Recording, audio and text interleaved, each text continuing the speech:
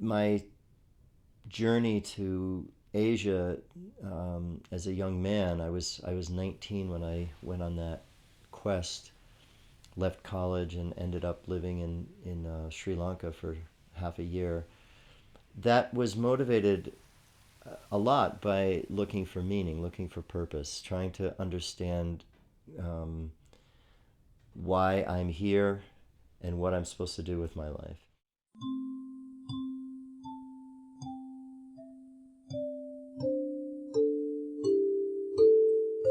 I was not able to put the pieces together of my life in terms of what it meant.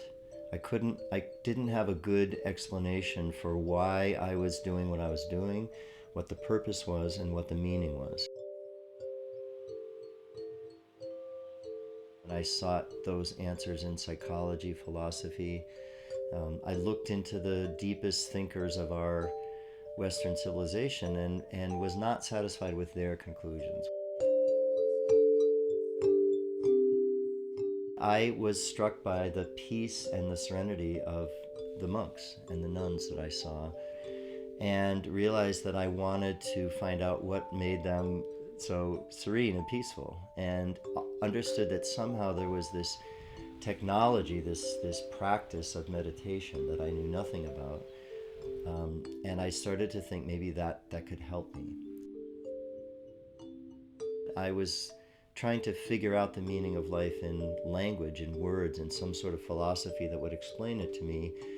And the simple and astonishing realization I had in the monastery is that the meaning of life, the purpose, the meaning, becomes obvious and apparent when my mind stopped thinking about it.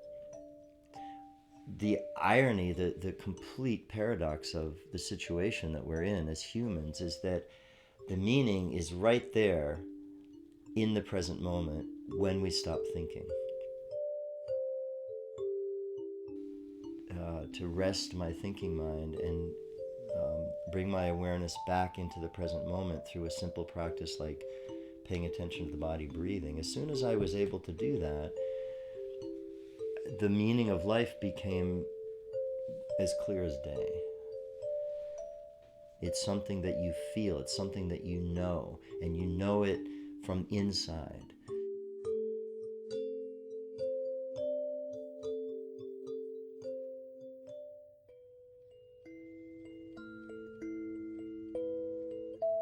As I resumed my life after coming back from this transformational experience in a monastery, I immediately began to think about how to create a place like that.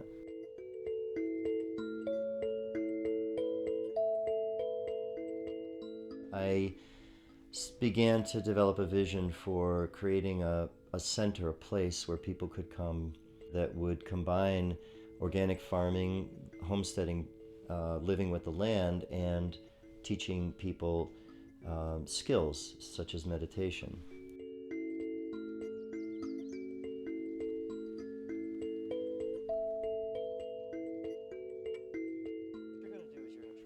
We've mechanized farming, we've industrialized farming so that we don't really know where our food comes from. We go to the grocery store, we think our food comes from the grocery store, and of course it doesn't. So I didn't understand at the time, but once I was in a culture where their food was grown right outside their own door, I felt so much more connected and settled and at peace, just knowing where the food was coming from. So when I got back to the United States, I wanted to learn how to do that. I saw a great missing piece in my life was being settled on a piece of land that I called home and which also provided my needs.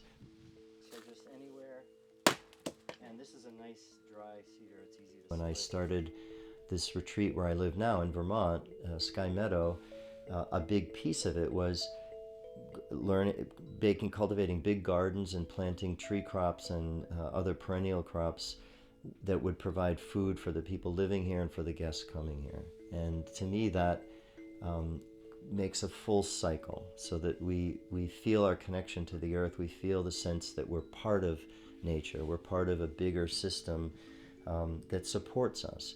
And that gives life meaning. That's one of the most basic ingredients to feeling a sense of purpose and meaning in life is knowing that we're connected to something that's much larger than us.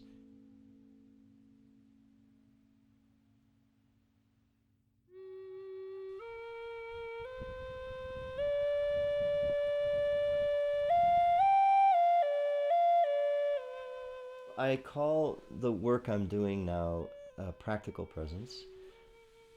The idea being that most of us don't know how to bring our attention into the present moment. Where most of us are caught in a thought, endless kind of loop of thought patterns that take us into the past or the future and really prevent us from being with, noticing, and reacting to what's actually going on in the present moment. And so I teach people meditation for those people that want to learn a very concentrated, intensive practice for bringing their own attention back into the present moment.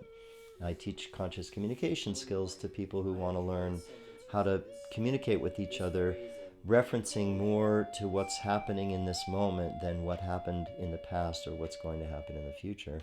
And then I work with couples to do the same thing, to talk about their immediate emotions, their immediate needs, rather than what happened in the past or what they imagine will happen in the future.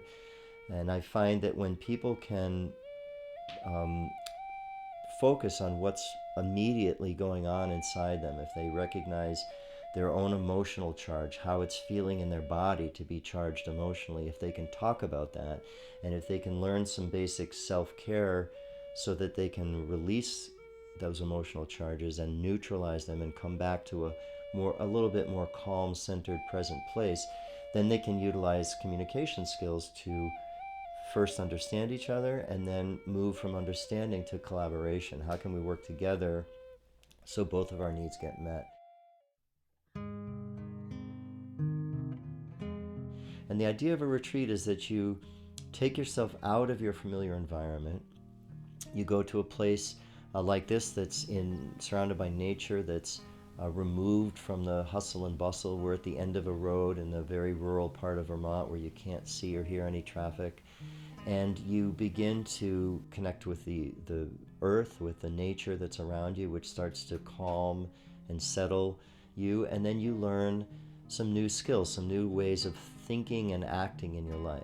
So in meditation, it's bringing your attention back into the present moment. In communication skills, it's learning how to relate and communicate verbally to other people in a way that produces a better sense of connection and understanding. And with a primary relationship with your partner, you learn how to communicate, especially when one of you is upset, and you learn how to connect and feel closer to each other while at the same time getting more of your needs met. Those things are much better learned in an intensive retreat environment. So I've created this center where you can come and learn these things in different formats, different lengths of retreat. And there's a tremendous benefit in being on retreat, being surrounded by other people who are also learning this, spending days at a time doing it in a very intensive way. It's relaxing, it's very nourishing. You get to go out onto the land and walk around. You're away from all the stresses and the distractions of your normal life, and you can really focus on these new skills. And so that when you leave here, something has shifted in you. You've undergone a change. You see things from a different perspective, and you've learned a new language and some new skills, and you could bring that back to your life.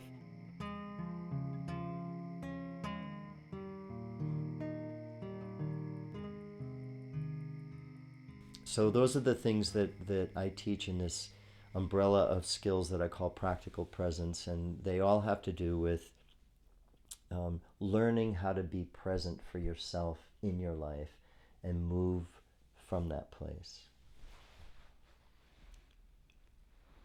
Nice.